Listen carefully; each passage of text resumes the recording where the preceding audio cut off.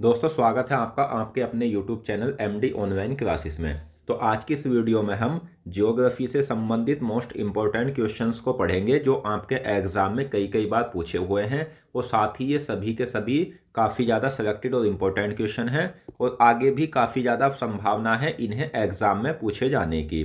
और दोस्तों मैंने आपके लिए सभी क्वेश्चन सेलेक्टेड और इम्पोर्टेंट लिए हैं, साथ ही प्रीवियस क्वेश्चन भी लिए हैं। अगर आप इन सभी प्रश्नों को अच्छे से पढ़ लेते हो तो आप यकीन मानना इनमें से आपको क्वेश्चन एग्जाम में देखने को जरूर मिलेंगे। तो चलिए शुरू करते हैं फर्स्ट क्वेश्चन से। तो हमारा जो फर्स्ट क्वेश्चन है वो है, सभी जीवित प्राणी तथा अजैविक घटक की पारस्परिक क्रिया मिलकर किसका निर्माण करती है।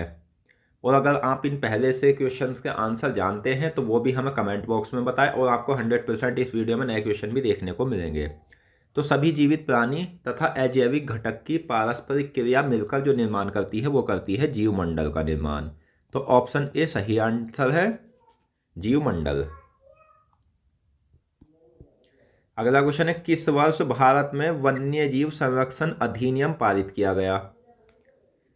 तो वह वर्ष जिस वर्ष में भारत में वन्य जीव संरक्षण अधिनियम पारित किया गया था, कौन सा वर्ष था। तो वह वर्ष था दोस्तों 1972। ऑप्शन बी सही आंसर है।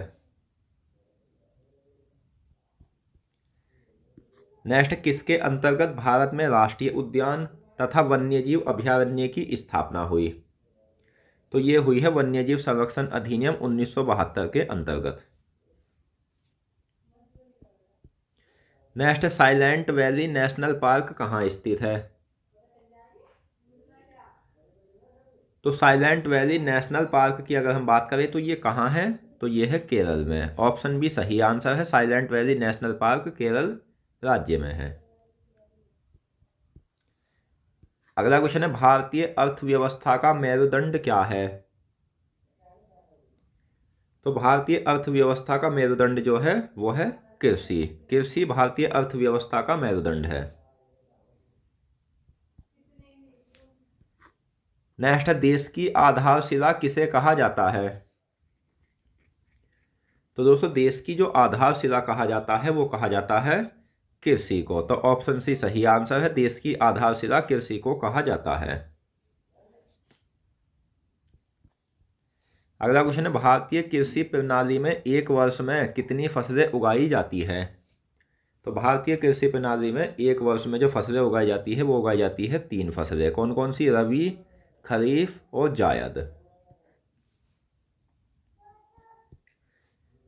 नेक्स्ट, भारतीय कृषि अधिकतर किस पर निर्भर होती है।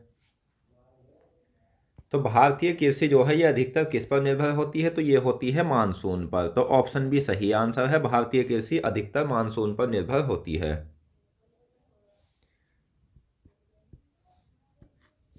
नेक्स्ट, कृषि की नियमितता व उत्पादकता बनाए रखने के लिए खेतों में कृत्रिम रूप से जल आपूर्ति सुनिश्चित करना क्या कहलाता है। तो ये कहलाता है सिंचाई। नेक्स्ट, पंडित जवाहरलाल नेहरू ने किन परियोजनाओं को आधुनिक भारत का मंदिर कहा था। तो पंडित जवाहरलाल नेहरू भारत के प्रथम प्रधानमंत्री थे। इन्होंने बहुउद्देशीय परियोजनाओं को भारत का आधुनिक मंदिर कहा था। दोस्तों मैं आपसे एक बात और बता देता हूं, मैं जिस सब्जेक्ट को भी पढ़ाऊंगा उसे कंप्लीट आपको पढ़ाऊंगा।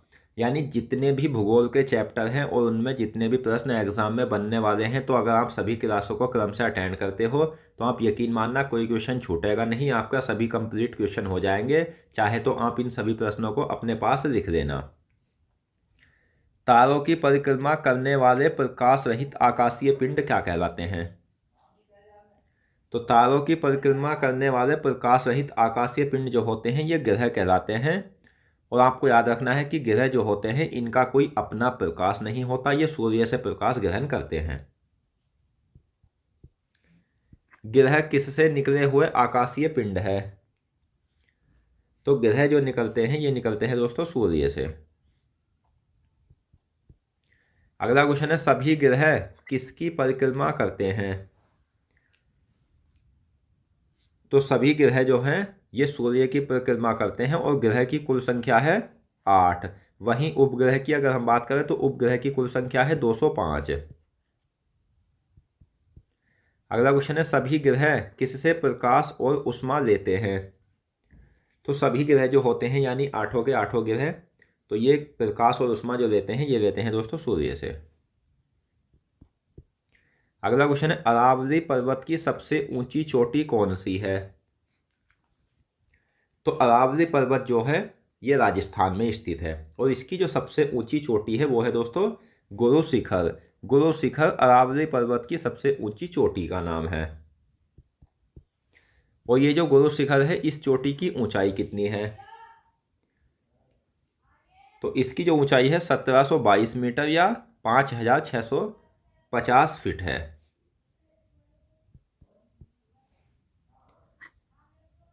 अगला क्वेश्चन है गुरु शिखर चोटी कहाँ स्थित है? तो गुरु शिखर चोटी जो है ये राजस्थान में है। राजस्थान की अरबुदा पर्वत में कौन सी चोटी स्थित है? तो ये जो गुरु शिखर चोटी है दोस्तों अरावली पर्वत की सबसे ऊंची चोटी, तो ये राजस्थान के अरबुदा पर्वत में स्थित है। नेक्स्ट है गुरु शिखर किस पहाड़ी की सर्वोच्च चोटी है? तो सही आंसर है अरावली। अगला क्वेश्चन है दुनिया की सबसे पुरानी पर्वतमाला कौन सी है? तो दुनिया की सबसे पुरानी पर्वतमाला की अगर हम बात करें तो दुनिया की सबसे पुरानी पर्वतमाला है दोस्तों अरावली। नेक्स्ट है अरावली पर्वतमाला कहाँ स्थित है? तो इस क्वेश्चन का सही आंसर है भारत के राजस्थान राज्य में। सबसे लंबी भू सीमा भारत की किस देश के साथ लगती है? तो वह देश जिसकी सबसे अधिक लंबी सीमा यानी भारत की सबसे लंबी सीमा उसके साथ लगती है, तो कौन सा देश है? तो वह देश है बांग्लादेश। भारत की बांग्लादेश से कितनी लंबी भू सीमा लगती है? तो भारत की बांग्लादेश से जो भू सीमा लगती है वो लगती है दोस्तों 4096 किलोमीटर। अगला क्वेश्चन भारत और पाकिस्तान के बीच कौन सी सीमा रेखा है? तो भारत और पाकिस्तान के बीच अगर अंतर्राष्ट्रीय सीमा रेखा की हम बात करें तो वो कौन सी रेखा है? तो भारत और पाकिस्तान के बीच है रेड क्लिफ रेखा। कौन सी रेखा भारत को दो बराबर हिस्सों में बांटती है? तो ये है कर्क रेखा जो भारत के 8 राज्यों से होकर गुजरती है, ये भारत को दो बराबर हिस्सों में बांटती है। नेक्स्ट भारत के पश्चिम में स्थित है। तो भारत के पश्चिम की अगर हम बात करें तो भारत के पश्चिम में क्या स्थित है? तो सही आंसर है अरब सागर। अरब सागर भारत के पश्चिम में स्थित है। वहीं अगर हम बात करें पूर्व की तो पूर्व में है बंगाल की खाड़ी। भारत के पूर्व में स्थित है तो सही आंसर है बंगाल की खाड़ी। दोस्तों अगर आपको यह वीडियो पसंद आ रही है तो प्लीज़ इस वीडियो को लाइक करें, साथ ही कमेंट बॉक्स में बताएं कि आपको यह वीडियो कैसी लगी। और अगर आप हमारे चैनल पर नए हैं तो हमारे चैनल को सब्सक्राइब भी करें और बेल आइकन पर क्लिक करें ताकि आने वाली सभी वीडियो की नोटिफिकेशन आप तक पहुंच सके। तो भारत और चीन के बीच कौन सी सीमा रेखा है? तो भारत और चीन के बीच अगर हम सीमा रेखा की बात करें अंतर्राष्ट्रीय सीमा रेखा की, तो भारत और चीन के बीच अंतर्राष्ट्रीय सीमा रेखा है मैकमोहन रेखा। नीलगिरी पहाड़ी की सबसे ऊंची चोटी कौन सी है? तो नीलगिरी पहाड़ी की जो सबसे ऊंची चोटी है वो है डोडो बेट्टा। डोडो बेट्टा नीलगिरी पहाड़ी की सबसे ऊंची चोटी का नाम है। सतपुड़ा पहाड़ी की सबसे ऊंची चोटी कौन सी है? तो सतपुड़ा पहाड़ी की सबसे ऊंची चोटी है दोस्तों धूपगढ़। अगला क्वेश्चन है विंध्य पहाड़ी की सबसे ऊंची चोटी कौन सी है? तो विंध्य पहाड़ी की सबसे ऊंची चोटी है अमरकंटक। नेक्स्ट है भारत के उत्तर में स्थित है। तो भारत के उत्तर की अगर हम बात करें तो भारत के उत्तर में है हिमालय पर्वत। भारत के दक्षिण में स्थित है। तो भारत के दक्षिण में है दोस्तों हिंद महासागर। हिंद महासागर भारत के दक्षिण में स्थित है।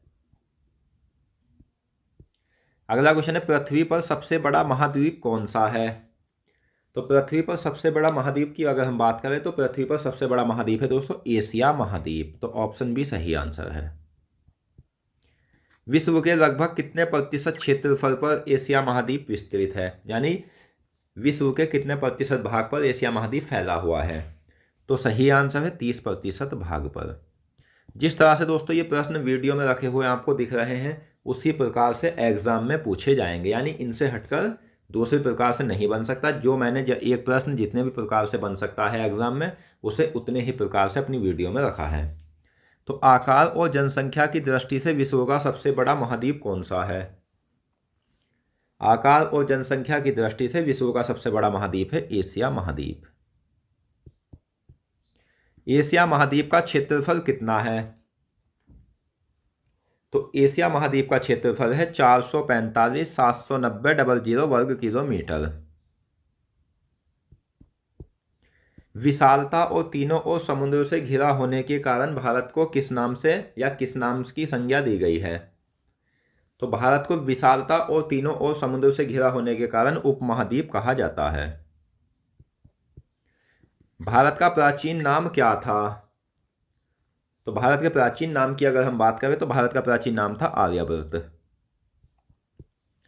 राजा भरत के नाम पर भारत का नाम क्या पड़ा था?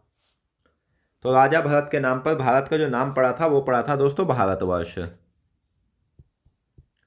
नेक्स्ट, किसी क्षेत्र की जल प्रवाह प्रणाली को क्या कहा जाता है? तो किसी भी क्षेत्र की जल प्रवाह प्रणाली को कहा जाता है अपवाह तंत्र। निश्चित वाहिकाओं के माध्यम से हो रहे जल प्रवाह को क्या कहा जाता है? तो निश्चित वाहिकाओं के माध्यम से हो रहे जल प्रवाह को अपवाह कहा जाता है, और निश्चित वाहिकाओं के जल प्रवाह जाल को जो कहा जाता है वो अपवाह तंत्र कहा जाता है। अगला क्वेश्चन है, भारत के आर्थिक विकास में किसका महत्वपूर्ण योगदान रहा है? तो भारत के आर्थिक विकास में जो महत्वपूर्ण योगदान है वो है नदियों का। भारत में कितनी वृहद नदी द्रोणियां हैं? तो भारत में 23 तो वृहद नदी द्रोणियां हैं और 200 है दोस्तों छोटी नदी द्रोणियां।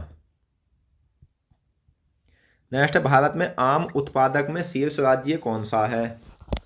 तो भारत में आम उत्पादक की अगर हम बात करें तो वो राज्य है उत्तर प्रदेश, जो भारत में सबसे अधिक जनसंख्या वाला राज्य है।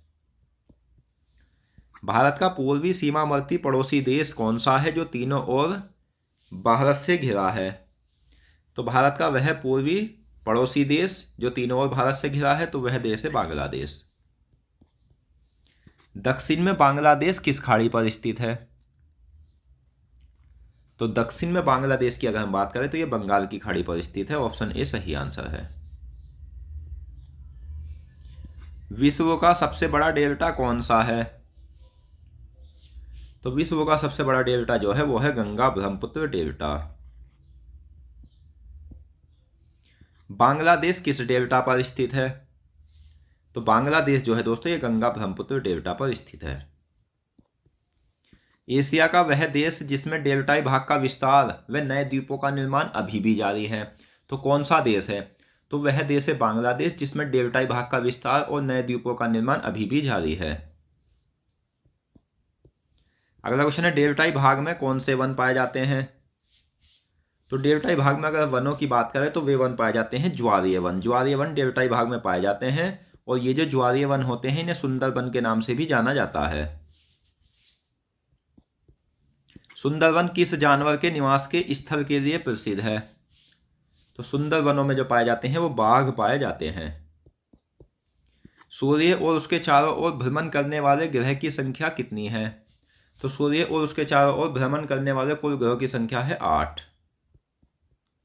और सूर्य और उसके चारों ओर भ्रमण करने वाले उपग्रह धूमकेतु, उल्काएं व क्षुद्र ग्रह की संख्या कितनी है?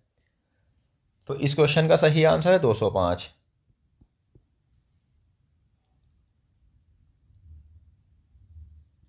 सूर्य एवं उसके चारों ओर भ्रमण करने वाले ग्रह उपग्रह धूमकेतु, उल्काएं एवं क्षुद्र ग्रह मिलकर किसका निर्माण करते हैं?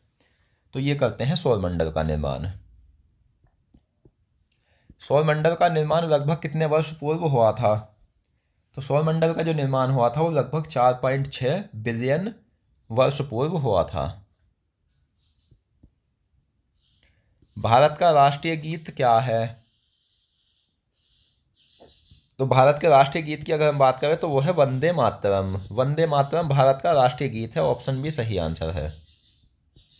और भारत का राष्ट्रीय गान क्या है? तो राष्ट्रीय गान क्या है भारत का? जनगण मन। भारत का राष्ट्रीय वाक्य क्या है? तो भारत का राष्ट्रीय वाक्य है सत्यमेव जयते। नेक्स्ट, भारत का सबसे बड़ा उद्योग क्या है? तो भारत के सबसे बड़े उद्योग की अगर हम बात करें तो वो है सूती वस्त्र उद्योग। सूती वस्त्र उद्योग भारत का सबसे बड़ा उद्योग है। रेलवे के बाद भारत में सबसे अधिक रोजगार प्रदान करने वाला उद्योग कौन सा है? तो सही आंसर है सूती वस्त्र उद्योग। भारत के औद्योगिक श्रमिकों का सूती वस्त्र उद्योग में लगभग कितने प्रतिशत लगा हुआ है? तो भारत के जो ये श्रमिक है ये सूती वस्त्र उद्योग में 18% लगे हुए हैं। औद्योगिक उत्पादन में सूती वस्त्र उद्योग का लगभग कितना प्रतिशत योगदान है? तो सही आंसर है 14%। नेक्स्ट, भारत में विश्व की कितने प्रतिशत जनसंख्या रहती है? तो भारत में विश्व की जो जनसंख्या रहती है वो रहती है 17.7% जनसंख्या। भारत में सर्वाधिक अनुसूचित जनजाति किस राज्य में पाई जाती है? तो भारत में सर्वाधिक अनुसूचित जनजाति की अगर हम बात करें तो ये मध्य प्रदेश राज्य में पाई जाती है। नेक्स्ट, भारत में केला उत्पादक में शीर्ष राज्य कौन सा है? तो भारत में केला उत्पादक में शीर्ष राज्य जो है वो है आंध्र प्रदेश। तो दोस्तों आज की इस वीडियो में हमने जियोग्राफी से संबंधित मोस्ट इंपोर्टेंट क्वेश्चंस को पढ़ा और मैं आशा करता हूँ क्वेश्चंस आपको अच्छे से समझ आ गए होंगे। तो मिलते हैं नेक्स्ट वीडियो में और अन्य महत्वपूर्ण प्रश्नों के साथ। धन्यवाद।